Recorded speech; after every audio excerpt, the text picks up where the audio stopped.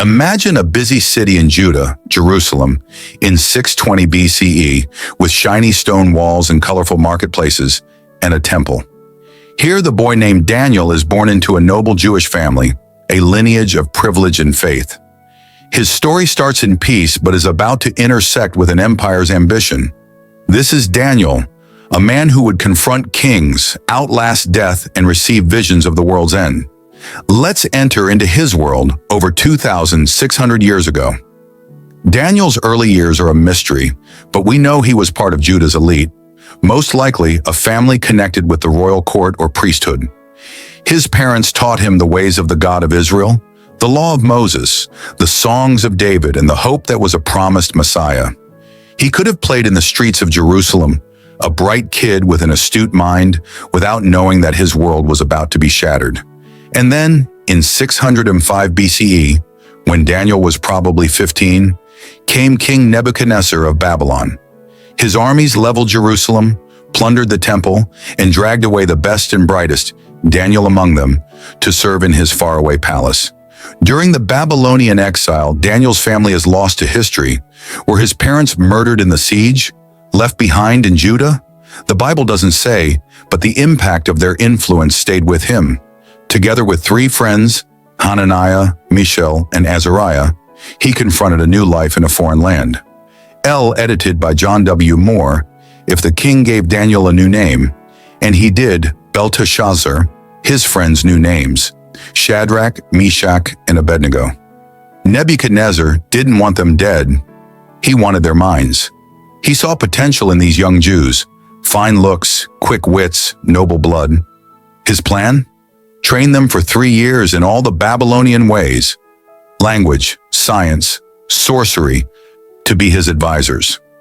Daniel flourished, but he never lost track of his identity. When he was required to consume the king's sumptuous food, meat and wine that contradicted Jewish law, he resisted. He requested vegetables and water instead. The overseer knew better. He worried they would starve to death, but Daniel's gamble paid off. 10 days later, he and his buddies appeared healthier than anyone. They were wiser than their contemporaries, and Daniel was gifted with an extra talent, the ability to interpret dreams and visions. Nebuchadnezzar noticed, this kid was special. Well, here's the thing. Nebuchadnezzar didn't even want to kill Daniel. That's a misidentification of a later king. With Nebuchadnezzar as his boss, Daniel hit the big time. Consider the king's dream of a statue. Gold head, silver chest, bronze belly, iron legs, feet of clay and iron. Nobody could solve it, and Nebuchadnezzar stormed, threatening to kill all his wise men. And there stood Daniel, praying, and God showed him what it meant. Mighty kingdoms rising and falling, Babylon, Persia, Greece, Rome. He reported it to the king, and Nebuchadnezzar was blown away. Your God is the true God, he continued, showering Daniel with praise. Death was not the problem there. It was favor. Fast forward decades. Babylon falls to Persia, and Daniel, now older, serves a new king, Darius the Mede.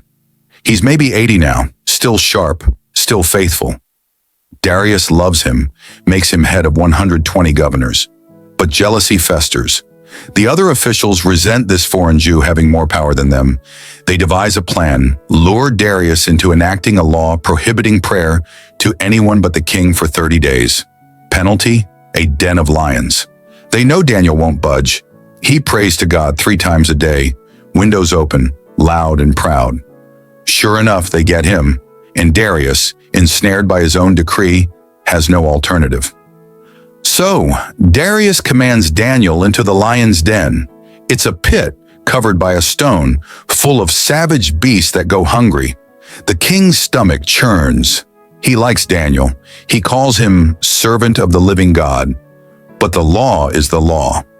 May your God save you, he says, and then fasts a sleepless night. At dawn, he runs to the den, crying out, Daniel, are you alive?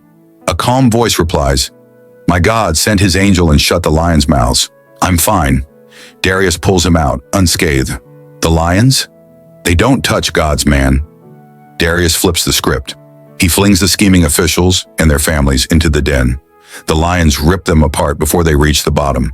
Then Darius gives a decree. Everyone in my kingdom must honor Daniel's God, the one who rescues. Daniel's stock skyrockets. He thrives in Darius's reign, in the reign of Cyrus, Darius's successor as king of Persia. He's not merely a survivor, he's a myth, molding empires through his faith. Samuel's days were numbered in the end. He died at Ramah and was buried there, all Israel mourning him. He never had sight of David's crown, but he'd set its wheels in motion. From a boy who heard the voice of God to the prophet who anointed two kings, one rejected, one anointed. Samuel's life was Israel's bridge from chaos to kingdom. A man of prayer, purpose, and unwavering faith. That's the story of Samuel, a prophet who heard God, then built a nation. What do you think? Might he have held back Israel's request for a king? Was Saul worthy of a second chance? Leave your thoughts in the comments, like and subscribe for more ancient stories.